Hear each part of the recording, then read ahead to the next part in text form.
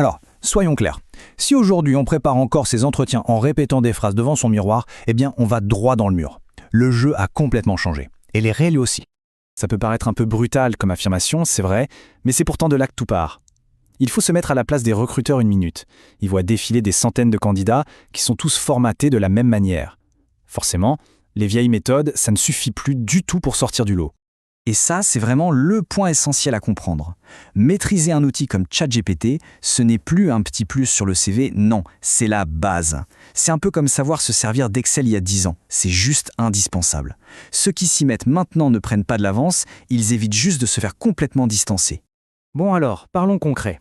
Qu'est-ce qui cloche avec la préparation, on va dire, à l'ancienne? On va regarder ça de plus près. D'un côté, on a la méthode classique. On répète ses réponses en boucle tout seul, c'est statique, c'est générique et surtout, on n'a aucun retour. Et de l'autre, l'IA. Là, c'est comme avoir un coach personnel, un partenaire d'entraînement disponible 24 heures sur 24, 7 jours sur 7. Un coach qui connaît le poste, qui connaît l'entreprise et qui s'adapte en temps réel. Autant dire que c'est la fin de la préparation au petit bonheur la chance.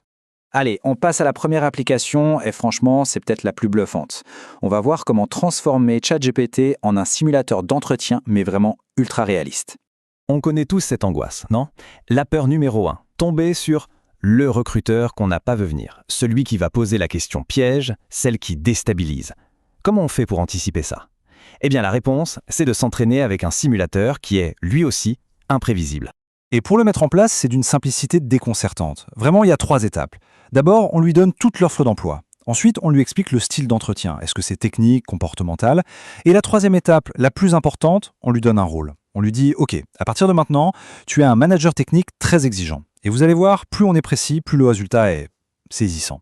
Imaginez le truc, on peut s'entraîner un coup avec un directeur des ressources humaines super sympa, puis juste après on change et on passe à un manager technique qui cherche la petite bête, et on termine avec un dirigeant qui n'a pas une minute à perdre.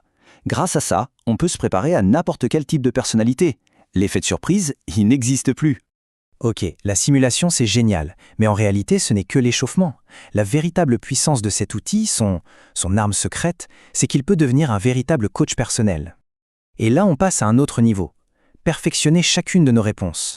Parce que c'est quoi le vrai problème en entretien? C'est ça, les réponses bateaux, les réponses faibles, génériques. Le coach IA, il est là pour régler ce problème. Les recruteurs en ont marre d'entendre les mêmes choses.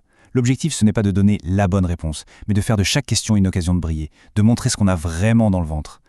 Et pour faire ça, l'IA ne sort pas des trucs de son chapeau. Elle s'appuie sur des méthodes qui ont fait leurs preuves, comme la fameuse méthode STAR. C'est tout simple, mais c'est redoutablement efficace pour structurer une réponse et raconter une histoire qui marque les esprits.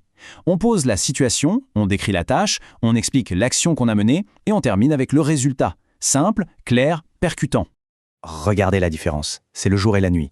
D'un côté, le cliché absolu, mon plus grand défaut, je suis perfectionniste, ça ne veut rien dire.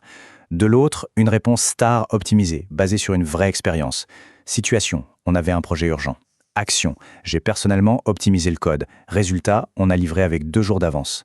Vous voyez? On passe d'un défaut bidon à une preuve concrète de compétence. L'IA nous aide juste à piocher dans notre propre parcours pour trouver ces pépites. Bon, jusqu'ici, on a vu comment être un bon candidat. Maintenant, la question c'est, comment devient-on le candidat inoubliable, celui qu'on veut absolument recruter? Pour ça, il faut maîtriser les moments les plus tendus de l'entretien. Et l'IA peut nous y aider. Les silences qui durent, les interruptions en plein milieu d'une phrase. Il ne faut pas être naïf, ce sont souvent des tests. Des tests pour voir comment on réagit sous la pression. Si on n'est pas préparé à ça, on peut vite perdre pied. Mais la bonne nouvelle, c'est que même ce genre de situation, ça s'entraîne. On peut carrément demander à ChatGPT de nous mettre la pression, de nous couper la parole, de remettre en question ce qu'on vient de dire, de laisser des blancs volontairement. C'est un peu comme se faire un vaccin contre le stress. On s'expose à petites doses, de manière contrôlée, pour être blindé le jour J. C'est un véritable camp d'entraînement mental.